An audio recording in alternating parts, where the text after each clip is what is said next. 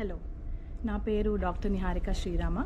నేను మారికవలస గాయత్రి విద్యా పరిషత్ మెడికల్ కాలేజ్లో ENT and head and neck కన్సల్టెంట్ని. ఈరోజు అంతర్జాతీయ మహిళా దినోత్సవం రోజు I would like to wish all you wonderful women out there a very happy women's day. మన తెలుగు సంస్కృతి సాంప్రదాయంలో ఆడవాళ్ళకి ఎప్పుడు ఒక పెద్ద స్టేటస్ ఇవ్వడం జరిగింది. ఒక దేవత రూపంలో, ఒక మదర్ రూపంలో, ఒక భార్య రూపంలో, ఒక డాటర్ సిస్టర్ రూపంలో వాళ్ళకి ఎప్పుడూ ప్రార్థించడం, ప్రేమించడం, ఆదరించడం జరిగింది. అదే మనతో ఉండే ఆడవాళ్ళ ఆరోగ్యాన్ని సంరక్షించుకునే ప్రయత్నంలో ఈరోజు మేము మీకు కొన్ని ఈఎన్టీ పాయింటర్స్ తీసుకొచ్చాము. ఈఎన్టీలో కామన్గా మనకి ఉండే కన్సర్న్స్, ఫస్ట్ ఇయర్ వ్యాక్స్ అంటే సెర్యుమన్. మామూలుగా మన చెవిలో ఉండే గ్రంథుల ద్వారా న్యాచురల్గా సిక్రీట్ అయ్యే పదార్థం ఇది. దీని కన్సిస్టెన్సీ అండ్ కలర్ మోస్ట్లీ ఒక టామరిన్ పేస్ట్ కన్సిస్టెన్సీ నుంచి ఒక వైట్ డ్రై ఫ్లేక్స్ కన్సిస్టెన్సీ వరకు ఇయర్ కెనాల్లో చూడడం జరుగుతుంది. ఇది మన చెవులో ఉండే డ్యూరేషన్ బట్టి కలర్ మారడం జరుగుతుంది. అయితే contrary to popular belief, ear wax అనేది మనం మాన్యువల్గా క్లీన్ చేయడం అనేది చేయకూడదు. Year is a self cleansing cavity, అనగా ఈ వ్యాక్స్ అనేది దానంతటా అదే బయటికి జా మూమెంట్స్ ద్వారా అప్పుడప్పుడు బయటికి వచ్చేస్తుంటుంది. ఇది మన నేకెడ్ ఐకి కొన్నిసార్లు విజిబుల్గా ఉండకపోవచ్చు. But there are some exceptions to this. అంటే బోన్కి సంబంధించి కొన్ని అనటామికల్ అబ్నార్మాలిటీస్ ఉన్న కొంతమందిలో మాత్రమే అప్పుడప్పుడు ఈఎన్టీ కన్సల్టేషన్ అవసరం పడుతుంది.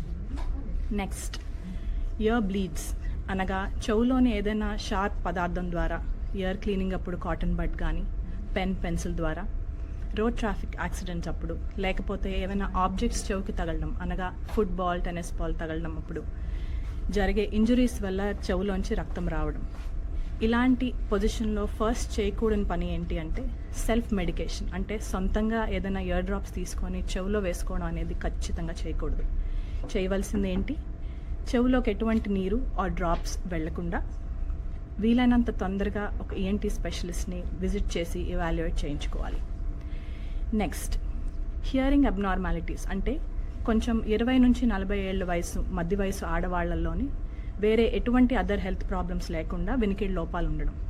ఇది ఒక హెరిడిటరీ, అంటే ఫ్యామిలీలోంచి ఒకళ్ళ సీనియర్స్ పేరెంట్స్ నుంచి పిల్లలకి వచ్చే ఒక డిసీజ్ రూపంలో ఓటోస్క్లీరోసిస్ అనే ఒక కండిషన్ ద్వారా వస్తుంది. సులువుగా చెప్పాలి అంటే చెవులోని ఎముకలు గట్టిపడడం వల్ల అవి కదలలేక పనిచేయలేకపోవడం. ఇవి చాలా స్పెసిఫిక్గా కొన్ని వినికిడికి సంబంధించిన టెస్టుల ద్వారా అండ్ రేడియాలజీ అంటే స్కాన్ల ద్వారా డయాగ్నోస్ చేయగలం. దీనిని పూర్తిగా రాకుండా ఆపలేము, బట్ వచ్చిన తర్వాత ఖచ్చితంగా వెరీ సిగ్నిఫికెంట్ ఇంప్రూవ్మెంట్తో సర్జరీ ద్వారా ట్రీట్ చేయగలుగుతాం.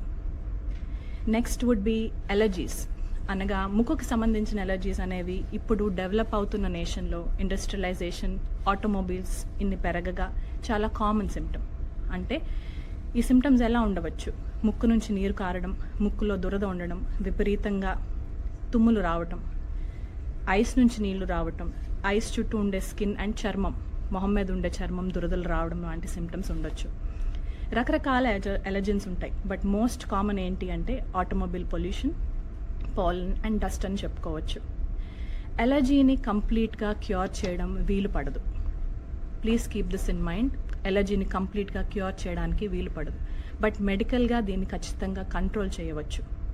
క్యూర్ చేయలేని దాన్ని ఎందుకు కంట్రోల్ చేయాలి అంటే లాంగ్ టర్మ్లో దీన్ని ట్రీట్ చేయకుండా వదిలేస్తే చాలా లిమిటింగ్ క్రానిక్ మార్బిడిటీస్ అంటే బ్రాంకియల్ ఆస్తమా, పాలిపోసిస్, సైనసైటిస్ లాంటి చాలా డిసార్డర్స్ డెవలప్ అవుతాయి.